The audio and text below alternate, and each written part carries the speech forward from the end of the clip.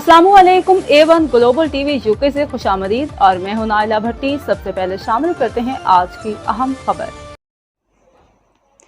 Bureau chief Maryam Khan की report के मुताबिक Karachi general secretary Pakistan peoples party ward 1 Ziaur Rahman Lashari के अपने खसूसी वफ्द के हमरा डिप्टी मेयर कराची सलमान अब्दुल्ला मुराद से खसूसी मुलाकात। वफ्द ने सलमान अब्दुल्ला मुराद को डिप्टी मेयर कराची बनने पर खसूसी मुबारकबाद पेश की।